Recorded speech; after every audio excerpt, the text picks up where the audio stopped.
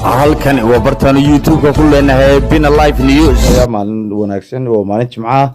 runtii barnaamijkeena maanta waxaynu ku soo qaadan doonaa siyaasadda Somaliland muranka ka taagan arrimaha doorashooyinka Somaliland oo ay hore gudiyaal badani u soo galeen sidii ay xal ugu gaari lahaayeen xukuumadda Somaliland ee uu hogaaminayo madaxweyne Muuse Biixi iyo xisbiyada mucaaradka waa labada xisbi mucaarid UCID iyo wadani murankan ayaa hore waxa uu galay mas'uuliyiin isku xilqaamay oo salaadiin iyo cuqaal iyo waxgarad ka kala yimi beelaha bariga iyo galbeedka Somaliland beelaha dega runtii murankaasida hore iyo dhexdhexaadida hore Somaliland damcaan inay ku xaliyaan arrimooda xil buuxa ay ka gaaraan wax midha ama dhalin waxa iyadu kacay gudiyo isugu jira ganacsatada Somaliland kuwooda la taaban karo ee ugu waaweyn oo ay kamid yihiin 23 ka soo qaato Cabdikariin Maxamed Idriye oo ah maamulaha guud ee shirkadda Telesom iyo Cabdirashiid Dahabshiil xawaalada iyo Adan Baradho oo isaguna maalqabeen ka tirsan maalqabeennada Somaliland ama ganacsatada Somaliland ugu caansan iyo qaar kale oo kamid ah nimankaasi ganacsatada ah ayaa damcay in ay ka gaaraan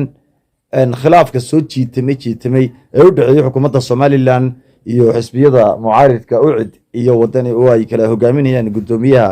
xisbiga UCID Faysal Cali Xuseen Faysal Cali Waraabe oo ah gudoomiyaha xisbigaasi UCID iyo musharaxa madaxweyne Cabdiraxmaan Ciro ee xisbiga wadani iyo gudoomiye Xirsi ayaa kala hogaaminaya xisbiyada mucaaradka Somaliland kara xalka kaliya ee ugu dhow ay gaareen ama lama oran karo waa go'aan laakiin waxay soo jeediyeen markii ay muddo ka shaqeynayeen ay u kala dab qaadeen labadaasi xisbi mucaarid iyo xukuumadda Somaliland waxay la oran karaa oo lagu tilmaami karaa waxyaabihii ka soo baxay in ay talo ahayd oo talo soo jeedin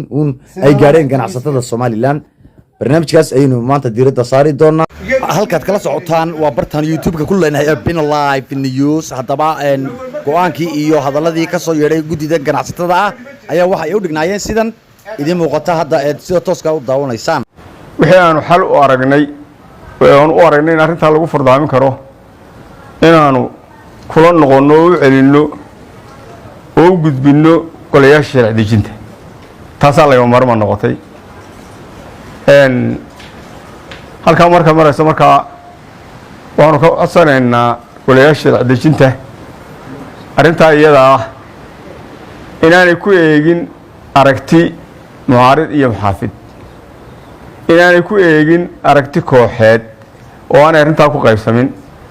inay ku eegaan aragti qarannimo oo ay u arkaan halkii dalkan inay ka talinayaan waana dadkii loo eegmaday oo maxaan ku dhahay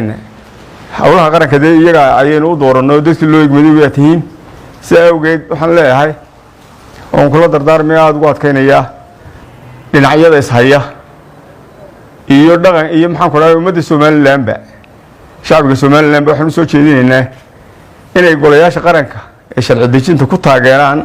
hawshaas iyada intaasi kadib waxa halkaasi kaga dhawaaqay qodobadii iyo natiijadii waxay ay xal u arkeen Cabdirashiid Maxamed Saciid Ducaale Cabdirashiid Dahabshiil aynu eegno iyo go'aanadaas ka soo baxay halkaasi kaga dhawaaqeen waxaanu la tashanay khubaro sharci yaqaan ah shirar badanna waanu yeelanay waxaan noo soo baxday in arrinta la isku hayaa ay tahay mid sharci haddaba anagoo ka duulayna muhiimadda ay leedahay in golayaasha sharciga loo noqdo marka uu muran noocan oo kale yimaado waxaanu garannay inaanu talooyinkan u soo jeedino golayaasha sharci dejinta qodobka koowaad in la dedejiyo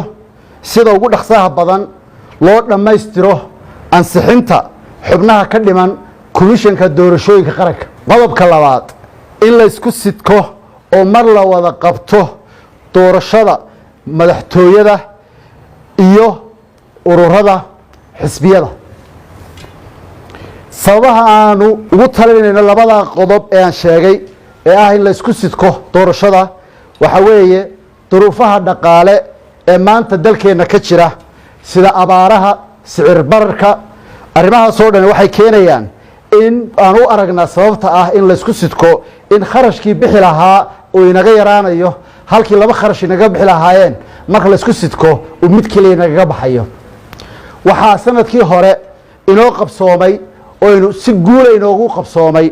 2 doorasho oo isku sidkan oo adduunka oo dhan inagu ammaaneen oo kharashna inoo badbaadisay oo lacagtii inooga soo baaqatana waddanka wixii aynu u baahneen aynu gelinay marka isku sidkanadu waxay naga yaraynaysaa kharashaadkaas doorashooyinkiina way inoo koobmayaan halkaynu 5 sano qabsanayno 3 doorasho ama wax ka sii badan inaynu qabsanno 2 doorasho ku soo ururino ayaa fikraddan aanu keennay aanu aragnay dalka iyo ummadaba dan u tahay